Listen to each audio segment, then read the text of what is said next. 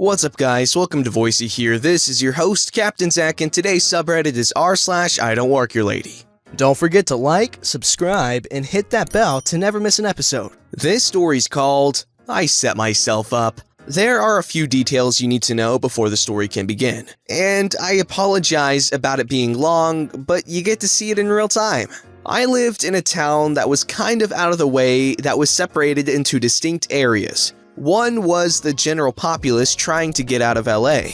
Another was the retired upper middle class trying to get out of LA and thought they were cowboys. Second, I have anxiety, so every day is an adventure for me, glass half full. This gets me into trouble at stores because I act awkward as hell. People don't think, "Aw, they're shy, how cute." They see me and are like, "They be stealing, look at that sweaty mess." Lastly is that I was born a woman but could easily pass as a drag queen because of my size and appearance. Why does this matter? They don't make girly shoes in my size. Sometimes I can squeeze into a size 12, sometimes. Why does that matter? That's why we are here this day. I was in a small department store, the only one in town, and had done my usual. Find every size 12 that I like the look of and throw it in a cart, go over to a bench and try them all on.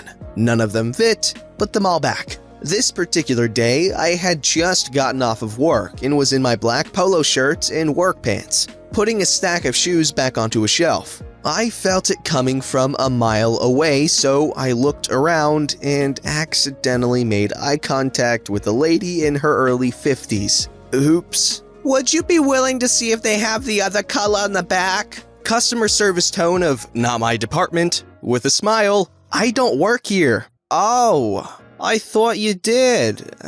She squints at me, and I smile back. Employee rushes over and glares at me. "I can help you, ma'am." I walked away feeling like a jerk because despite the fact this happens a lot, I'm still not good at reacting to it. That feeling didn't last long.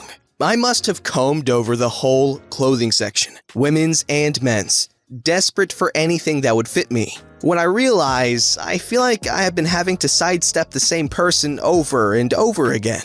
I wasn't sure if it was her because I was tired, so I walked to the other end of the section.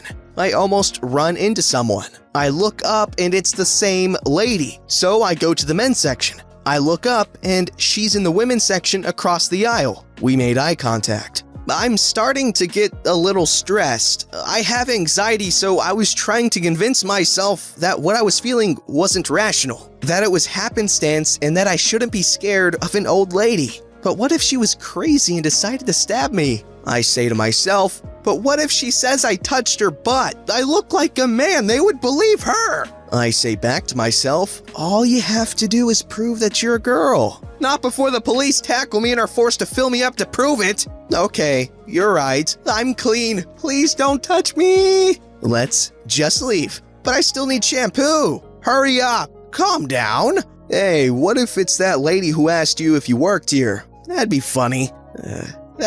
Hurry up. Basically, I did a bang-up job of calming myself down. I race over to the soap section across the store, looking all around me to make sure she wasn't there. I grabbed my shampoo and started fast walking to the register when boom, there she is again, walking the opposite way. I mentally scream and we make eye contact and she makes a face like she just missed catching me as I take a wide berth around her. This store is known for being slow, but I try to pick the shortest line. I could tell that the people around me knew there was something wrong with me. I don't know if I was having an actual low-grade panic attack or if my face was just super flushed. The guy in front of me starts getting rung up when I feel a cart bump into me. I look up and it's the freaking lady. And I must have had a mortified look on my face because she kinda sees it and puts her head down. I'm done. I'm panicking, and a high blood pressure filled haze. I look at the register, willing her to save me, call security, anything. I was probably super red and sweaty because she asked awkwardly, "Just off work?" Yeah, it was rough. Suddenly thinking about the hell that was work that day. The lady kinda scoots forward like she was going to interject. "Yeah, what do you do?" Oh, I did not want this lady behind me to know where I work because she's gonna stab me. "Oh, I'm a cook." Not lying, I just cook fast food. The cashier recognizing my name tag, "Oh, you work at Redacted. Hey, do you know Crystal? She used to work there." Me, shook, yeah, she's my manager over there." Realizing what I had done, I looked back at the lady who had stepped back and was looking down, red-faced. The rest of the order goes smoothly, and I get outside and just sit on the bench because I didn't want her to know what my car looked like. She comes out, we make eye contact again, and she even turned redder and slinks off to get to her car and drives off. I sit there for a minute, both because I'm still scared and pretty sure I just had a low-grade panic attack. I go through the stages of grief: shook, despair, sadness, anger, and logic. That bimbo is following me, trying to keep an eye on me so that when she finally found someone who worked there, she could tell them that I had lied to her about not working there. And when she realized her mistake, she got slightly embarrassed and scuttled away. Meanwhile, she gave me a panic attack, and there are no repercussions. Needless to say, I went home and cried. Good God, this woman has issues. I really hope she's getting help because that's like borderline paranoia right there. That is not something you want to live with. Your blood pressure. Oh God, she just took 30 years off her life because this lady was looking at her, or following her, I guess. Oy. This story's called, "I work here, but that's not my job."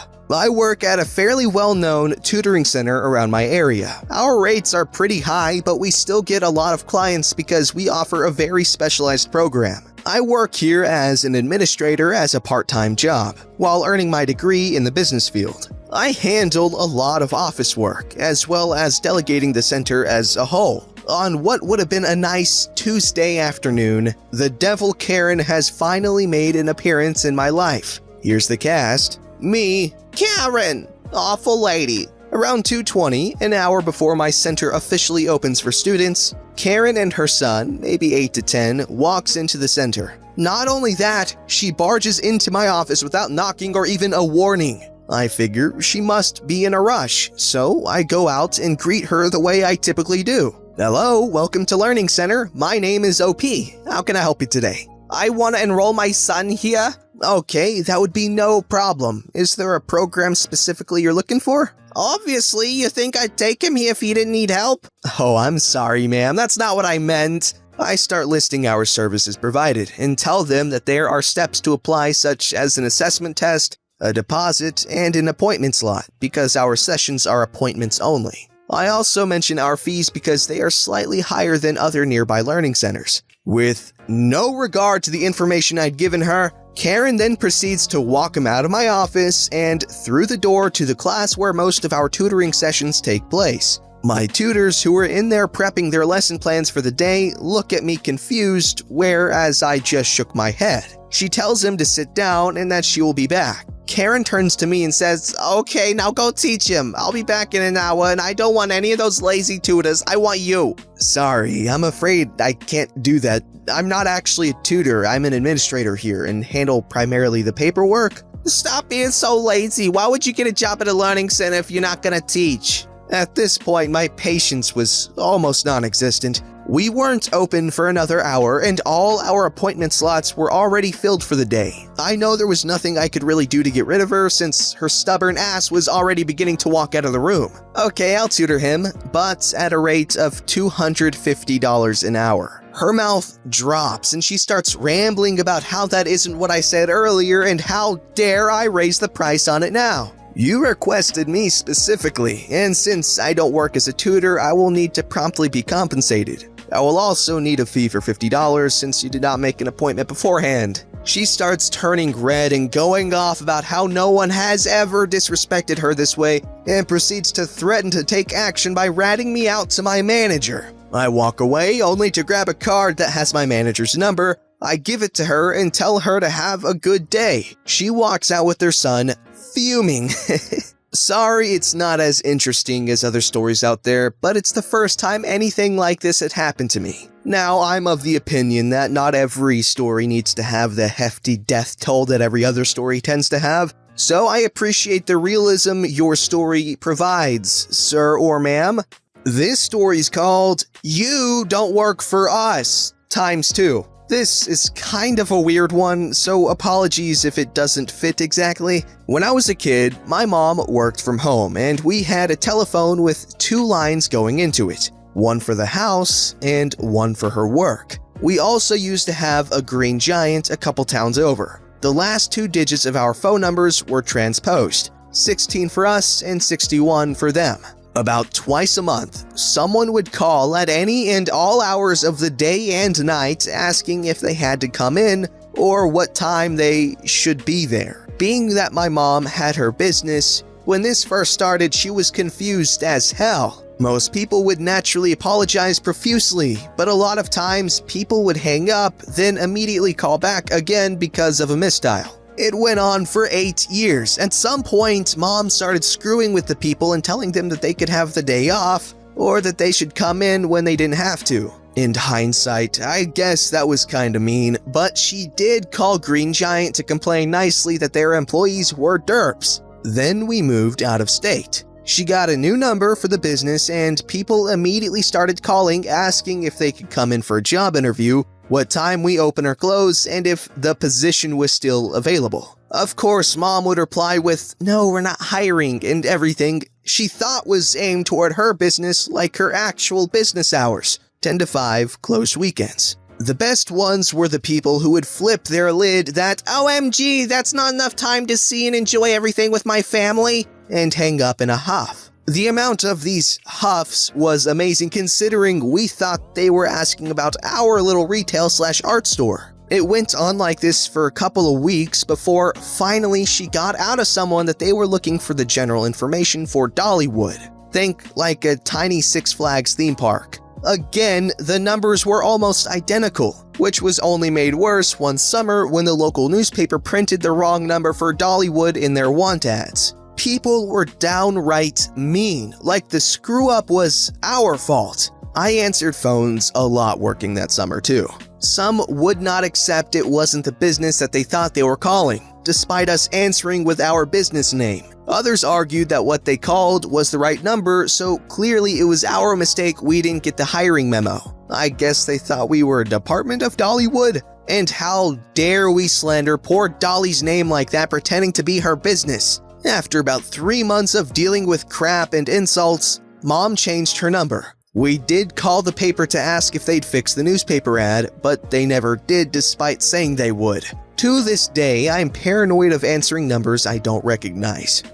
Okay, so this was actually a very unique twist to the whole I Don't Work Here Lady formula, I guess. It's cool seeing stories like these, and it kind of reminds me of my current number, which I've had since 2014? Anyways, the dude who had my number previously, his name is Rich or Richard, whichever one. And consistently, I think the last time I got a text was like last month or something. Every once in a while, I'll get a text saying, "Hey Rich, da-da-da-da-da." I'm just like, dude, how have you not texted this dude for like 5 years and now you're texting him again? Like the messages I would get, they're super casual, okay? And so I've had this number for 5 years, and if they haven't texted him for 5 years, why are they being so casual? Okay, if you're being that casual, you should know that this is not his number anymore, right?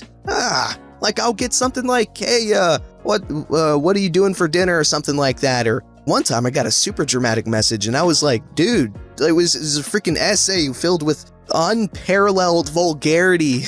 Okay, it was just insane, but it was kind of funny because he was like, "Anyways, Rich, don't believe anything this dude's saying," or something like that. And I was like, this isn't rich, this is poor. It's just the juxtaposition was so funny because the original message was like 3 Odyssey lengths long. And I'm like, this isn't rich, this is poor.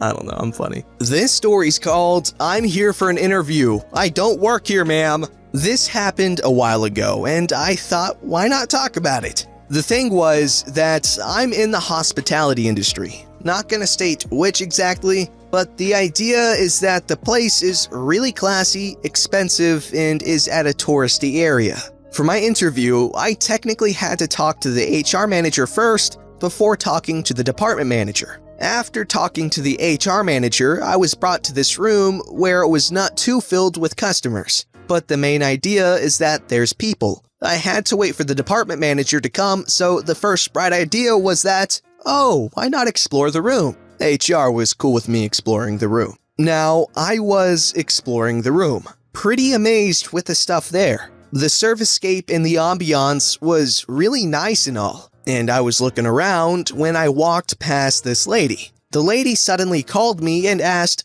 "Can you get me a glass of water for my child?" I was honestly really surprised since the clothes I was wearing was not similar to the place's uniform at all. I was wearing a black blazer, formal and all, but the employees' uniforms were not black. Well, I couldn't say I was working here because that might cause the lady to explode at me when I was at an interview. I decided to get a glass of water for the child, making sure it was not too full and that the child was holding the glass with 2 hands. The lady followed by asking if she could have some creamer. Now I looked at the table. There were no creamers. I don't know where it is. I don't work here. I said sure and asked for one of the employees to get creamer for the lady instead. I immediately went to sit down and just wait after that. It was really awkward. I didn't really know what to do after that, honestly. Surprisingly enough, while I was still waiting for the department manager, the lady was nice enough to come close to where I was sitting and said sorry to me. I just acknowledged it and said no worries and all, but it was just awkward after that. Cuts the ending. I am hired by the place, but I will be working in another department instead. I'm honestly happy since the other department looks really tiring but fun to work at. I'm honestly thankful that I'm hired now, so cool. I'm happy you got your job, but the hospitality industry is horrible and I hate it so much. And let me explain why, alright? Your interactions with your guests, your customers, your clients, whatever the hell you want to call them, they're long, okay? You can be talking to someone, you can check them in for multiple minutes at a time, alright? The longest I've had to deal with an individual consecutively, I guess, in like one go was like 3 hours almost, okay? They would not leave me alone because of an issue that had nothing to do with me. Anyways, there's so much that can go wrong. They could have the AC mess up, the fridge, the freaking bed sheets might be the wrong color or something like that, okay? There's so many things that can go wrong. There's so many things that will go wrong because nobody is satisfied with anything ever, okay? And if you had to deal with someone who is a real prick to you the night before and you work in the night shift and they come to check out in the morning, you still have to see them. Okay, and you have to talk to them, you have to interact with them, you have to hear them complain about something inevitably. And I will say this, okay, I had to make breakfast as well as maintain the front desk, okay? And I will tell you, exactly 5:30 on the dot is when the breakfast starts, and exactly 5:30 on the dot you hear an elevator go off, and out of the elevator comes some old, grumpy, white couple, okay? 99% of the time, and they always have something to say. I hate it, man. Also, if you get upset by me saying grumpy old white people, I'm like half white. Okay, actually technically if you go by official races, I'm 100% Caucasian, so that it's not race fueled or whatever. This story's called Didn't Get Arrested Because the Officer Thought I Did Work There. This happened about 6 years ago, right before my old car gave up the ghost. The turn signal knob had gotten caught on my coat about a week prior to this and had snapped completely off, sadly taking with it my ability to turn on my headlights. I was leaving my job that night and had to be parked up the road. As I had needed to do for the previous week, I brought a pair of needle-nosed pliers with me so that I could jam them in the steering column where the turn signal knob used to be and manually turn on the headlights. As luck would have it, I had a bit of trouble getting them on that night but managed to turn them on right as a police cruiser drove past me on the road. Must have seen my ass half hanging out of the car, jamming something into the steering column because as he rounded the corner and went out of sight, I saw reflections of red and blue lights flashing in the trees. Not putting two and two together, I hopped all the way in and got buckled up and shut the door. Next thing I know, I saw that same car go whooshing past me at top speed in the opposite direction. Still not figuring it out, I just pulled out and started heading home. In my rearview mirror, I saw the cop slam on his brakes and pull a U-turn right as I started to pull into the gas station a few doors down from my job. As I get out of the car, the cop comes flying up into the parking lot and locks it up right behind my car. Then he rolls down the window, squints at me and says, "Whoa, I guess you do work here, huh?" and then he backs out and leaves. It wasn't until I went into the gas station that I realized he thought I was stealing that car. But when he saw me in my khaki slacks and red polo shirt, exactly like the cashier was, he figured nobody would steal a car to drive to work. I almost got arrested, but I was saved because I didn't work there. But I looked like I did. You see, with that title, I was going into the story expecting a crime story where he actually does do something wrong, but the cop was like, oh, he works here, he's not doing anything wrong, and then you let him go. But I'm glad it wasn't actually like that. Don't forget to like, subscribe, and hit that bell to never miss an episode.